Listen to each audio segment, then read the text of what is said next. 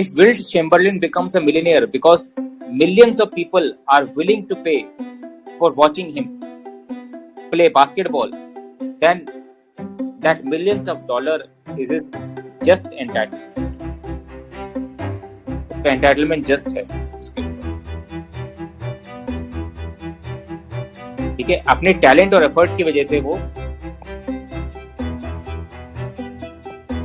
पैसा कमा रहा है, खूब पैसा कमा रहा है, तो एंटाइटल्ड है उस पैसे। या फिर नॉजिक ये भी कहते हैं कि कोई इन्वेंटर है, inventor of the cure of dreaded disease,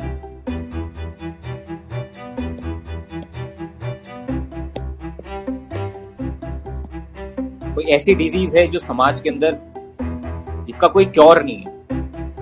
अब किसी व्यक्ति ने अपने टैलेंट एफर्ट की वजह से उसका क्योर निकाल लिया, and now he is charging a handsome price for the delivery of the medicines or the cure or treatment. Then also that person is entitled to that.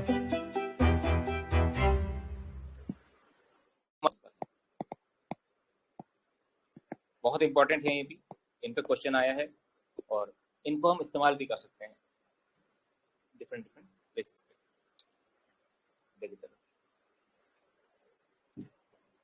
Robert Nozick ने एक book लिखी, anarchy, state and utopia. Anarchy, state and utopia. This book got published in 1974. ठीक है। American व्यक्ति, he is an out and out champion of capitalism. Libertarian है तो liberty को primacy देते हैं, सबसे हार्डकोर लिबर्टेरियन है।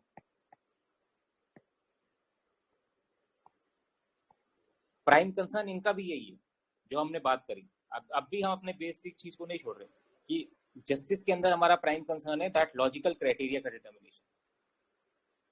तो रॉस ने अपना एक लॉजिकल क्राइटेरिया देने की कोशिश करी, नॉजिक भी अपना एक लॉजिकल क्राइटेरिया देने की कोशिश करेंगे, जहां पे रॉस ने इगैलिटेरियन, कम्युनिटेरियनिज्म और लिबर्टेरियनिज्म को हार्मोनाइज करने की कोशिश करी।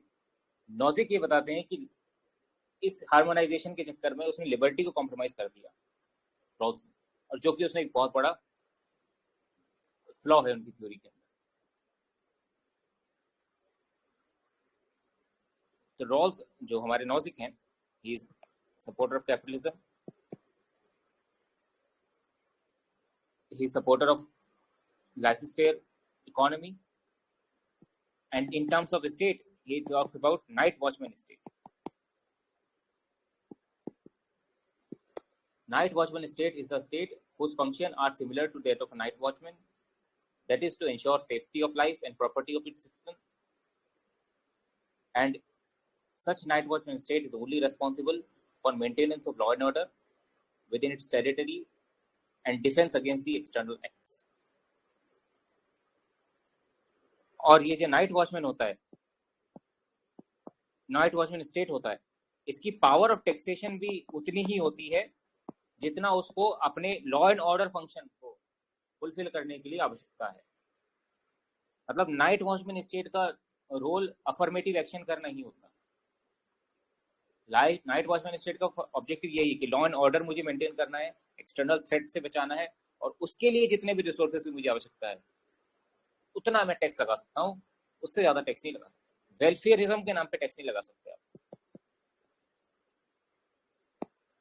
वेलफेयरिज्म एक ऐसी चीज है समाज खुद करेगा, करना है तो।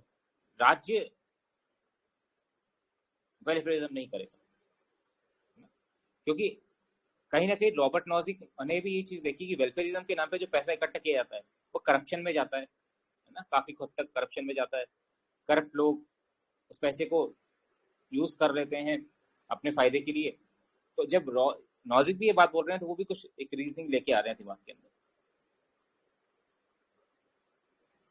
नॉजिक बोलते हैं दो बातों के बारे में कि जब भी हम जस्टिस की बात करते हैं तो तो हम एक क्राइटेरिया की बात कर रहे हैं। क्राइटेरिया क्या हो?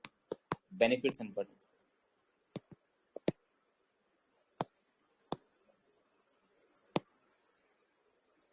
तो सबसे पहले हमको ये देखना पड़ेगा कि लोगों के पास जो गुड्स एंड सर्विस, गुड्स हैं, अपॉर्चुनिटीज हैं, वो आई कैसे।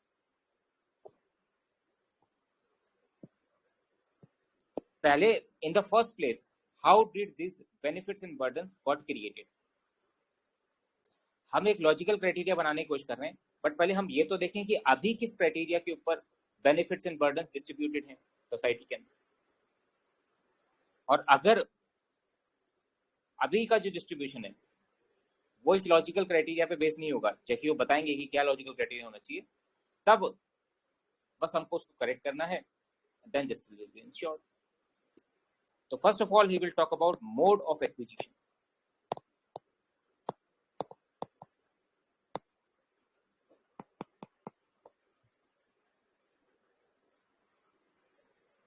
He says that रॉल्स ने इस चीज को ध्यान नहीं दिया कि समाज में कभी भी जो प्राइमरी गुड्स हैं ये कुछ सेक्शन के पास हैं और कुछ के पास नहीं है। तो क्या रीजन है कि ये कुछ सेक्शन के पास पहुंचे इन दी फर्स्ट प्लेस? रॉल्स ने इस चीज का ध्यान नहीं दिया। लॉजिक जो है वो रियलिस्टिक व्यक्ति हैं, तो रियलिस्टिक अप्रोच लेके आते हैं। ही ट्रेसेस कि अभी हम देख सकते हैं कि देयर कैन बी 3 सोर्सेस। अगर हम देखें मोड ऑफ एक्विजिशन को तो हम 3 सोर्सेस आइडेंटिफाई कर सकते हैं जहां से वेरियस गुड्स आर एक्वायर्ड। जब हम गुड्स की बात कर रहे हैं तो हम सारी उन बेनिफिट्स की बात कर रहे हैं जो हम जस्टिस में बात करते हैं, opportunities acquired by individuals.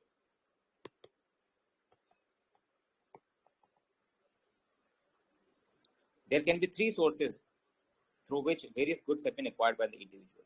Mode of acquisition कैसे हुआ है in the first place? पहला रीजन ये हो सकता है कि they have acquired through their own selves.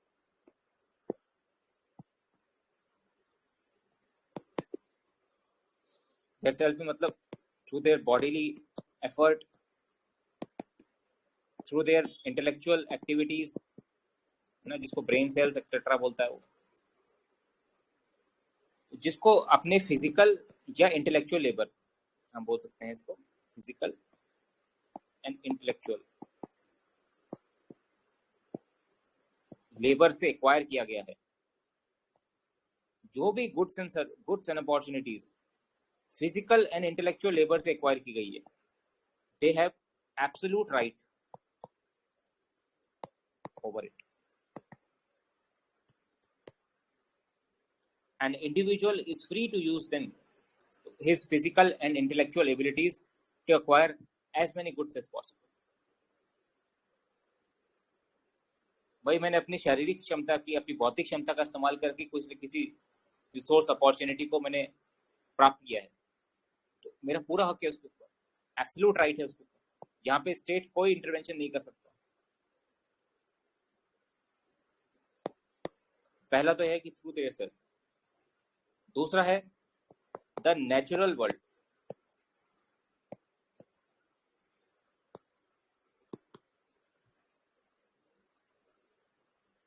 Natural world में जैसे रिसोर्सेज एग्जिस्ट करते हैं, land, water resources, minerals etcetera. So as an individual we can also acquire some bits of this natural world. कहीं पे कोई वाटर रिसोर्स है तो हम भी, इतने सारे वाटर रिसोर्सेज हैं नेचर के अंदर, हम भी किसी वाटर रिसोर्स को एक्वायर कर सकते हैं through several methods, and then we can become entitled to their use as they like. कहीं पे गोल्ड की माइन है तो we can buy that mine and use it,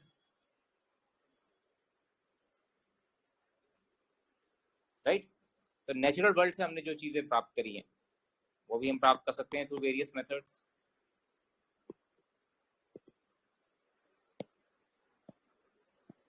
gift मिल सकता है हमको, हो सकता है गिफ्ट दे दिया किसी ने, या फिर हमने परचेज की है उस चीज को, या इनहेरिट की है उस चीज को ना, कुछ भी हो सकता है रीजन। तो नेचुरल वर्ल्ड से third he says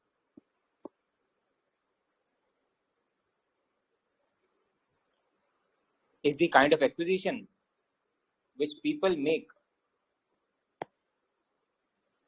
by applying themselves to the natural world.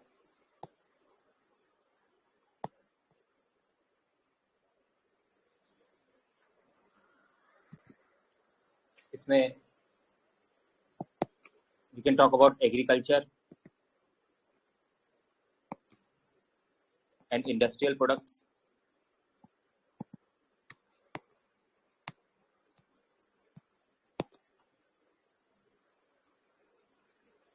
so we have applied ourselves to the natural world and produced certain goods and opportunity for ourselves. जैसे कि एग्रीकल्चर में आपने खेत में आपने cultivation किया, तो you are entitled to it. You set up a factory and you are producing certain industrial products, you are entitled to it. And voluntary transfers of it are also valid. For example, I set up a factory, but I want to sell my factory to you at a certain voluntary prices. There is a deal. तो deal होती है ना, merger acquisition होता है, सब चीजें होती है फाइनेंस, दैट इज ऑल्सो ठीक है। सो नॉजिक बोलते हैं कि 3 तरीके से चीजें एक्वायर हो सकती हैं। प्राइमरी गुड्स, जो सो कॉल्ड प्राइमरी गुड्स हैं, वो एक्वायर हो सकते हैं देयर ओन सेल्स, कि व्यक्ति ने खुद ने क्रिएट किया फिजिकल इंटेलेक्चुअल लेवल से, नेचुरल वर्ल्ड से उसने कुछ ले लिया, या फिर जब उसने अपने आप को अप्लाई किया नेचुरल वर्ल्ड पे, अपने फिजिकल इंटेलेक्चुअल लेवल को, तब उसने कुछ प्रोड्यूस किया। 3 तरीके से एग्जिस्टिंग जो एक्विजिशन है वो हो सकता है। एक बार हमने एक्विजिशन देख लिया, now we can discuss the principles of entitlement.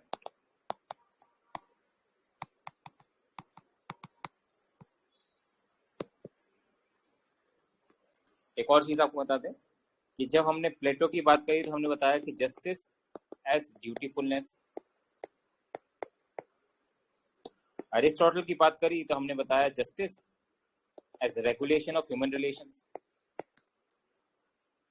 Rawls की हमने बात करी तो बताया जस्टिस एज फेयरनेस। वैसे ही एक फॉर्मूला है नॉजिक के लिए। नॉजिक के लिए justice is entitlement, he treats justice as entitlements. So we can say his theory of justice is entitlement theory of justice. Rawls जो नॉजिक है उसका बेसिक कंसर्न ये है जस्टिस में कि समाज के अंदर जो रिसोर्सेज हैं वो उन्हीं के पास हो जो उस रिसोर्सेज के लिए एंटाइटल्ड हैं। अगर इस तरीके का डिस्ट्रीब्यूशन है तो ये जस्ट डिस्ट्रीब्यूशन है, इससे जो ऑर्डर इमर्ज होगा वो भी जस्ट होगा। और अगर जो लोग एंटाइटल्ड नहीं है वो चीजें लेके बैठे हैं, एक्वायर करके बैठे हैं, तो वो अनजस्ट एंटाइटलमेंट है। उस अनजस्ट एंटाइटलमेंट को हमको जस्ट बनाना है। So Nozick's prime concern of justice is entitlement. Every person must be entitled, must have benefits and burden of what they are entitled to. अब ये एंटाइटलमेंट कैसे तय होगा, इसके लिए प्रिंसिपल्स को बना रहे हैं।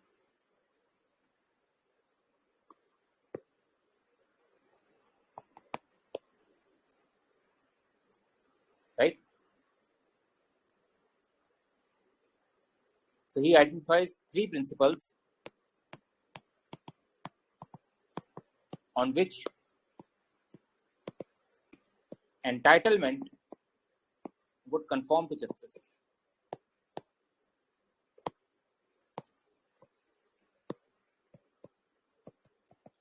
For him, the prime concern of justice is that of entitlement. अगर एंटाइटलमेंट इन 3 प्रिंसिपल्स पे बेस्ड है तो वो जस्ट एंटाइटलमेंट है, और उससे जो ऑर्डर इमर्ज होगा वो भी जस्ट होगा। First is initial acquisition.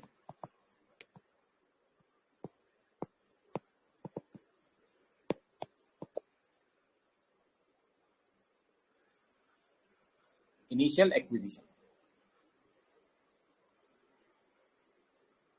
मतलब an individual comes to own a bit of things which was not owned by anyone else prior. तो आपने किसी चीज को इनिशियली एक्वायर कर लिया जिसका कोई पहले ओनर नहीं था. कोई ऐसी लैंड थी जिसका कोई ओनर नहीं था, आपने उसको एक्वायर कर दिया, तो यू आर दी ओनर. कोई स्टेट भी उसका ओनर नहीं था, है ना.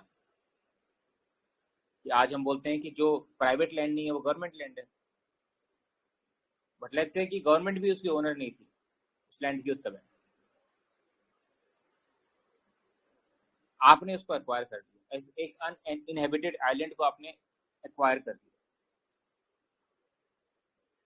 so you are entitled to it. You have done initial acquisition. This is first come first served basis.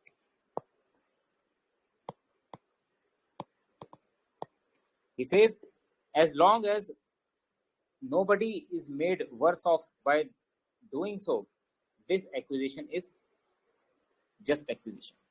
मतलब ऐसा नहीं है कि उसको एक्वायर करके आपने किसी और लोगों के लिए कमी कर दी. फॉर एग्जाम्पल, कोई एक ही रिसोर्स था वाटर का और आपने उसी को एक्वायर कर दिया, तो बाकी लोग के पास there will be no water for drinking and other utilities. वो जस्ट एक्विजिशन नहीं मानेंगे नॉजिक. बट कहीं पे रिसोर्सेज अवेलेबल थे, अबंडेंटली अवेलेबल थे उस समय, और आपने उसका एक पीस ले लिया, तो you are entitled to it. You came first and you got it. Okay, so this should be on the first come first serve basis, and as long as nobody is made worse off by doing so. तो इस तरीके का जो entitlement होगा वो just entitlement होगा. Second कहते हैं voluntary transverse.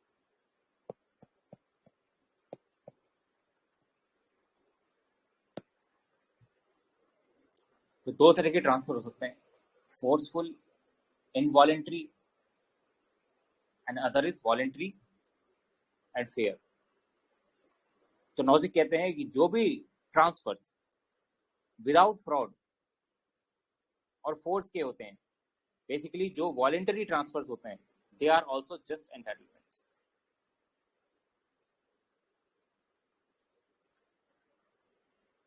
And in this way he also, जैसे कि हम बोलें कि हमने किसी की फैक्ट्री ले ली ना, खरीद ली, and we paid full compensation, जो भी मार्केट रेट पे कंपेंसेशन होता है, we are entitled to it properly, right. और if I use other people's labour, मैं किसी के लेबर का इस्तेमाल कर रहा हूं and I am paying them as per the market rates, then I am the owner of this their product of labour. If I am using another person's labor,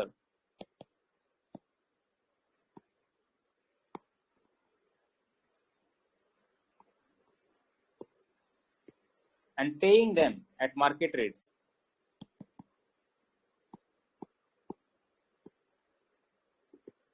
then also I am eligible for it, and I am doing this without any force or fraud.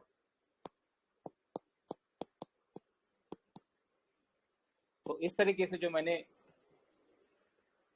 Entitlement, जो भी मैंने resources acquire किए, they will be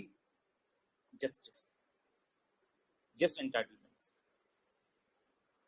And third principle he says is the principle of rectification. Three principles बताए उसने: initial acquisition, voluntary transfer and rectification. Initial acquisition, first come first serve basis पे आपने acquire कर लिया by not making any other person worse off. Voluntary transfer से आपने acquire कर लिया. And third is rectification. यहाँ पे नॉजिक बात करते हैं कि सिर्फ इसी प्रिंसिपल्स में हमको जरूरत है कि स्टेट और इंटरनेशनल कम्युनिटी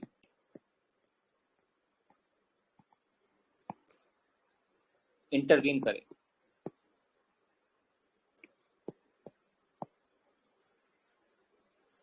मतलब अगर स्टेट और इंटरनेशनल कम्युनिटी को कहीं पे इंटरवीन करना है to restore justice, it is only to rectify any involuntary transfer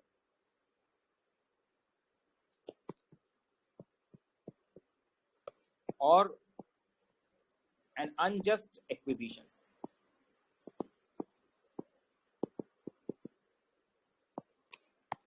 So he says initial acquisition is justified, voluntary transfer is justified, but कई बार हमको दिखता है कि इनवॉलेंट्री ट्रांसफर्स भी हो जाते हैं, अनजस्ट एक्विजिशंस भी हो जाते हैं। यहाँ पे स्टेट को और इंटरनेशनल कम्युनिटी को आगे रेक्टिफाई करना होगा कि उसका जो ओरिजिनल ओनर है या ओरिजिनल एंटाइटल्ड पर्सन है उसको वो वापस से रिस्टोर किया जाए। जैसे कि कोई कंट्री है, उसने अपनी माइटी पावर के कारण किसी और कंट्री के लैंड को कैप्चर कर लिया। कि कैसे लैंड को कैप्चर कर लिया? जहाँ पे कुछ रिसोर्सेज थे या एनीवेज उसने लैंड को या उसकी टेरिटरी को कैप्चर कर लिया। तो this is an unjust acquisition, this was not a voluntary transfer. ठीक है, तो यहाँ पे इंटरनेशनल कम्युनिटी को बीच में आना चाहिए and they should speak out. आप देखते हैं कि रशिया जब यूक्रेन पर अटैक करता है तो इंटरनेशनल कम्युनिटी बोलती है कि यूक्रेनियन लोगों की को वो लैंड बिलोंग करती है, the resources of that land belong to Ukrainian people. तो people are speaking, international community are speaking. वहीं पे हम देख रहे हैं कि मिडिल ईस्ट के अंदर भी हम देखते हैं कि कोई देश दूसरे के ऑयल वेल्स को कब्जाने की कोशिश करता है, अनजस्ट एक्विजिशन करने की कोशिश करता है, then international community should speak up.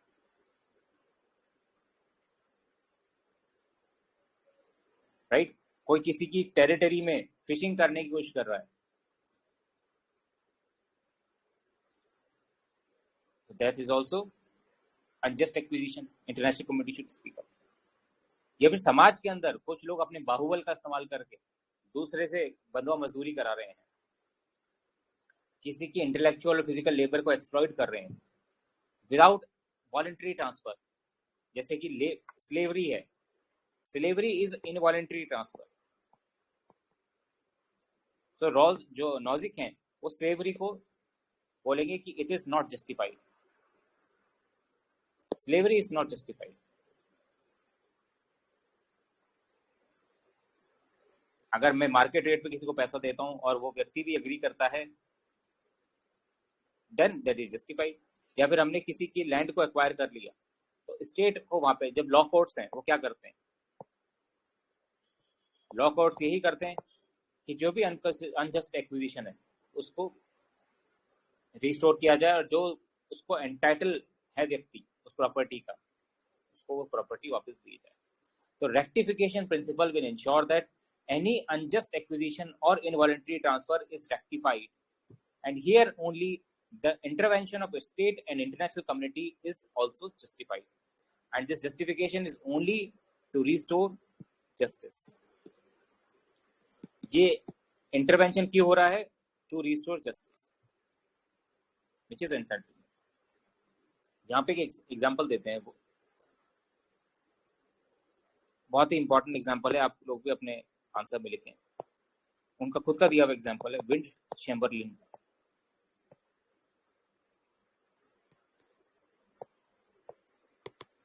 जो लोग बास्केटबॉल को फॉलो करते होंगे उनको इन नाम के बारे में जरूर पता होगा, विल्ट चैम्बरलिन के बारे में। बहुत महान खिलाड़ी रहे, one of the most popular person of the sport. तो नॉजिक कहते हैं कि अगर विल्ट चैम्बरलिन जो कि एक मिलियनियर थे, वो मिलियनियर इसलिए थे क्योंकि उनको मिलियंस ऑफ पीपल देखने आते थे।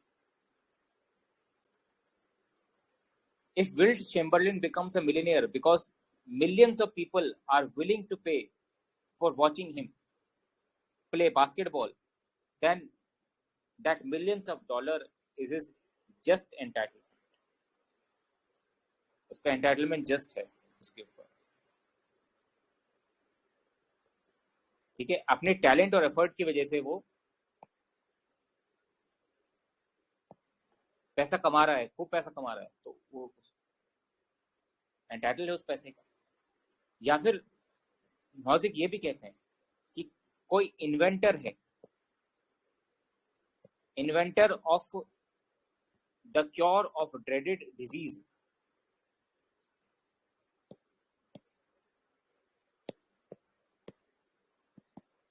कोई ऐसी डिजीज है जो समाज के अंदर जिसका कोई क्योर नहीं है। अब किसी व्यक्ति ने अपने टैलेंट एफर्ट की वजह से उसका क्योर निकाल लिया, and now he is charging a handsome price for the delivery of those medicines or the cure or treatment. So then also that person is entitled to that wealth. जैसे कि आप देखते हो कई डिजीजेस ऐसी होती हैं जिनकी मेडिसिन कुछ पर्टिकुलर कंपनीज ही निकाल पाती हैं, तो नॉजिक उनको वैलिडेट कर रहे हैं, उनके एक्विजिशन को वैलिडेट कर रहे हैं कि ठीक है, कोई दिक्कत नहीं है। अगर आप उस एक मेडिसिन के लिए एग्जॉर्बिटेंट प्राइसेस भी चार्ज कर रहे हो, तो you have just entitlement because it was due to your own talent and effort. अब तक तो मेडिसिन थी नहीं ना मार्केट में, आप ले इनिशियल एक्विजिशन,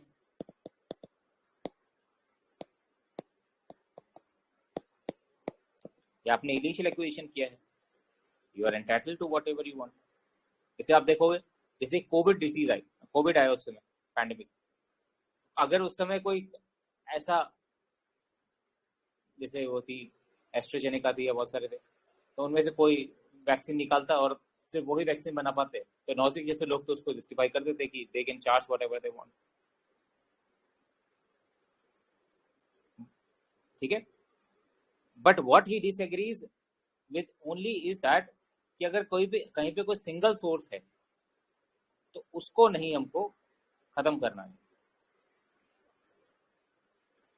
कोई सिंगल सोर्स है उसको नहीं खत्म करना है कि भाई उस मेडिसिन को बनाने के लिए सिर्फ एक ही सोर्स है और वो सारे सोर्स उस कंपनी ने ले लिए, अब कोई दूसरा वो मेडिसिन बना ही नहीं सकता कभी भी, तब वो जस्टिफाइड नहीं है। So your acquisition must not be to worth of other people.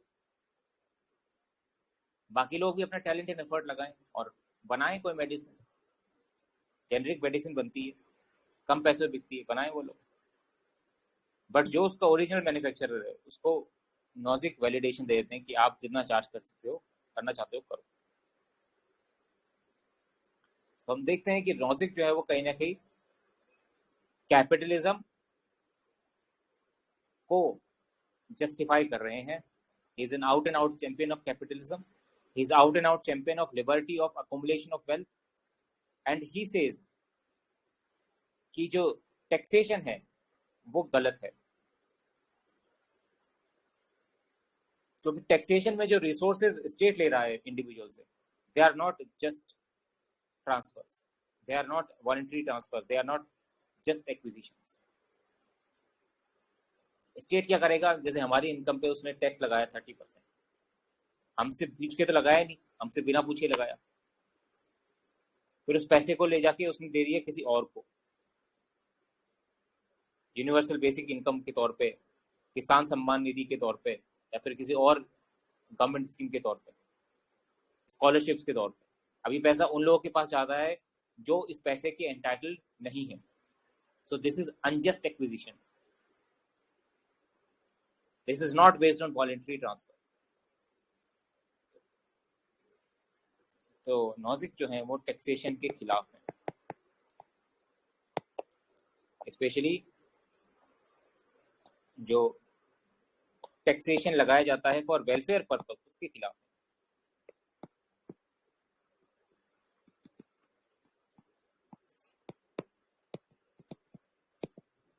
Because this is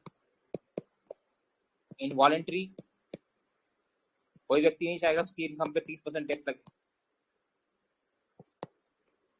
it is unjust and the benefits being accrued are also unjust acquisitions as per Nozick, right? So this way you will present the view of Nozick. However, we will also criticize him.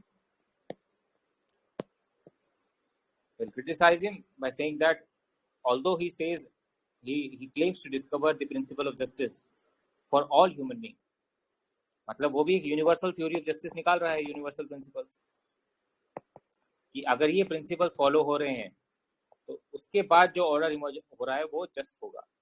तो he also claims to discover the universal principles of justice, but if we pay close attention, his bias is quite clear. His bias is quite clear. He is an out and out champion of competitive market, which favors the rich and resourceful and lets the weak go to the wall. तो Nozick को देखेंगे हम क्या बोल रहे हैं। वो आज अमेरिका के पास जो संपत्ति है या बड़े देशों के पास, बड़े पैसे वालों के पास जो संपत्ति है उसको जस्टिफाई करने की कोशिश कर रहे हैं बेसिकली। वो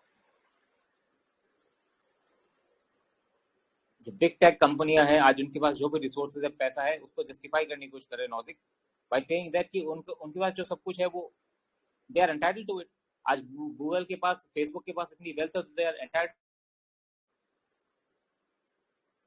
बिकॉज वो इनिशियल एक्विजिशन था या वॉलंटरी ट्रांसफर होगा, तो they are entitled to wealth.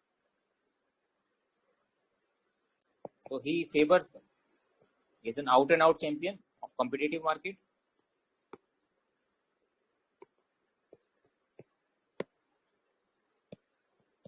और इस competitive market के अंदर he is favoring the rich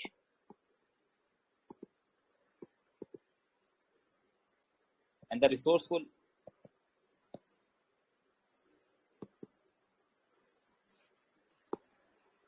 and letting the weak go to the wall। मतलब go to the wall एक तरीके का कहने का तरीका है, मतलब गरीब को, कमजोर को उसकी हाल पे छोड़ दिया इसने, और जो रिच लोग हैं उनको उनके रिसोर्स एक्विजिशन को जस्टिफाई कर रहा है। सबसे पहले तो हम कैसे पता करें कि इनिशियल एक्विजिशन जस्ट था? कहाँ तक ट्रेस करोगे आप हिस्ट्री के अंदर? हम बोलें कि हमने जो फैक्ट्री लगाई उसके लिए हमने लैंड बाय किया, वो जस्ट था क्योंकि मैंने जो पैसा होता है वो दिया, बट इस लैंड के, ये लैंड ओरिजिनली बिलोंग करता था किसी फॉरेस्ट डिवेलर को। they were the inhabitants of this place। उन्होंने इस प्लेस को सालों साल, मिलियंस, मतलब जनरेशन टू जनरेशन उन लोगों ने कंजर्व किया, जिसकी वजह से हम देख रहे हैं कि जो रिसोर्सेज हैं वो इंटैक्ट रहे वहां पे, जिनका हम इस्तेमाल कर रहे हैं आज। So can we say that this is just acquisition? It does not pay any attention to the past heritage, right? तो बहुत सारी चीजें हैं जिसपे नॉजिक ध्यान नहीं देते, क्योंकि उनका प्राइम कंसर्न यही है कि कैसे न कैसे जो रिच और वेल ऑफ है उनके एक्विजिशन को जस्टिफाई किया जाए। सर यस सर, मैंने ये लॉजिक पहले पढ़ा था, लेकिन सर अभी जब आपने पढ़ाया तो एक चीज मुझे पता नहीं, मैं गलत हो सकता हूँ, कि हमको लग रहा है ये थोड़ा सा प्री कंसीव नोशन ले लिया कि मुझे ये जस्टिफाई करना है इस चीज को, मतलब कैपिटलिस्ट क्लास को बचाना, इसके लिए क्या क्या जस्टिफाई हो सकता है, इंस्टेड ऑफ पुटिंग लॉजिक के क्या बेस्ट है, क्या अच्छा है। जैसे कि ये जो बोलता है ना सर, जो रिसोर्स कम है वो उसमें इनिशियल एक्विजिशन का काम नहीं करेगा। जैसे ऑयल वगैरह है, ये मिडिल ईस्ट में ही सिर्फ थे, उनके पास थे नहीं, यस उसमें उसने इनिशियल एक्विजिशन की बात नहीं किया, उसने बोला है कि उसको शेयर करो। लेकिन उसको जो शेयर करो। चीज हाँ, जो चीज उनके पास थे उसको फिर उन्होंने फिर एक्सक्लूसिवली बोला है कि भाई हम तो अब नहीं दे सकते इस चीज को। ये करेक्ट है क्या ये थिंकिंग सर? मुझे भी बिल्कुल लगा। बिल्कुल बिल्कुल, एब्सोल्युटली। जो सर। जैसे कि ऑयल है, अब वो कॉमन हेरिटेज की चीज़ है भाई। ऑयल जो है उसके लिमिटेड रिसोर्सेज हैं, तो वो ऑयल रिसोर्सेज हैं किसके पास? मिडिल ईस्टर्न कंट्रीज के पास। तो उनके लिए तो बोलता है कि शेयर करो, हाँ उनका आपका जस्टिफिकेशन वैलिड नहीं है।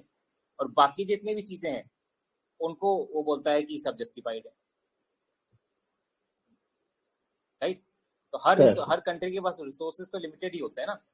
आप कैसे बोल सकते हो कि जो ऑयल वाली कंट्रीज हैं वो उसको उसको उनका जस्टिफिकेशन, उनका जो एक्विजिशन है वो जस्ट नहीं है। उनका भी तो इनिशियल एक्विजिशन था और टेरिटरी उनको बिलोंग करती है। सर तो shortly he is trying to legitimize the western ये नोशन। ये लिथियम के लिए भी वही बोल देंगे सर, हमको लगता है। जो हाँ, लिथियम यूएस के पास है नहीं, अब ये बोलेगा बस कि लिथियम जो शेयर भी चीज, करो। हाँ बिल्कुल बिल्कुल। तो आप ये देखोगे, ये हमको लोग लग रहा है सर। थ्योरी ये थ्योरी बनाते ही इसलिए हैं। हाँ हाँ। हाँ। इसलिए जो लेकिन अब सर एक व्यू आएगा पोस्ट मॉडर्निज्म, वो इन सर सबको रिजेक्ट करेगा। वो बोलेगा कि जितनी भी जो थ्योरीज बन के आ रही हैं जस्टिस की, ये सब यूरोसेंट्रिक वैल्यूज पे डेवलप, यूरोसेंट्रिक या अमेरिकन सेंट्रिक व्यूज पे डेवलप्ड है। अमेरिका को जस्टिफाई करना है, यूरोपियन वैल्यूज को जस्टिफाई करना है, उसके लिए सारी थ्योरीज बन के आती सर लेकिन सर रॉल्स को जब पढ़ा, लेकिन रॉल्स में ऐसा फीलिंग नहीं आया सर। रॉल्स भी हालांकि यूएस से ही है, लेकिन वो थोड़ा सा है। लॉजिकल तरीके से सोचने की कोशिश किया, ऐसा ऐसा लगा हाँ हमको। बिल्कुल। लेकिन रॉल्स ने फिर भी सब्सटैंटिव जस्टिस के बारे में बात करी। उसने केयर एंड कंसर्न दिखाया डिसएडवांटेज सर। लोगों के लिए। नॉजिक ने नहीं दिखाया। जैसे कि वो जो मेडिसिन की बात कर रहे हैं, तो ये कोई कम बात है? जब तक कोई नया व्यक्ति, नया प्लेयर उस मेडिसिन की खोज करेगा, तब तक तो कितने लोगों की जान चली जाएगी, सर। लोग अफोर्ड नहीं कर पाए। नॉजिक की जो थ्योरी है वो, उसमें ह्यूमैनिटेरियन एलिमेंट की भी कमी है, you can say this. Hmm, he has least concern for the deprived people. Sir वो है ना? मेडिसिन तो बना लेगा, लेकिन उसके लिए जो केमिकल है वो तो चाइना, और उसके वो बोलेगा वो शेयर कर दो। हाँ, एक्टिव हम फार्मास्यूटिकल इनोवेट। इंग्रेडिएंट्स चाइना के हाँ पास। हाँ, वो बोलेगा वो एक्सक्लूसिव नहीं है तुम्हारा, वो दे दो, हम इनोवेट करेंगे, फिर इनोवेशन को पेटेंट करेंगे, उस हाँ केमिकल को पेटेंट नहीं करने देंगे। हाँ हाँ, बिल्कुल। जो चीज़ आप आपके पास अवेलेबल है केमिकल, वो चीज़ तो शेयर करो। मगर जो हमारे इंटेलेक्चुअल लेबर से चीज़ आई है, हाँ वो आप अपने इंटेलेक्चुअल लेबर से ही बना सकते थे। तो हमारी वाली चीज़ पे हमारा अधिकार है। तो जो मेरा है वो तो मेरा है, जो तेरा है वो भी मेरा है। इस प्रिंसिपल को फॉलो करते हैं नॉलेज। सर। ठीक है। तो जो एग्जिस्टिंग सोशो इकोनॉमिक इनक्वालिटीज हैं, उस पर ये ध्यान नहीं देते,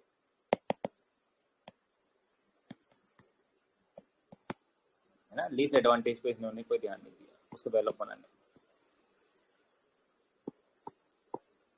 और जस्टिस का प्राइम कंसर्न ये है कि समाज में हर किसी को जो अपनी लिबर्टी और इक्वालिटी का रियलाइजेशन का मौका मिलेगा। वो तभी होगा जब जो कमजोर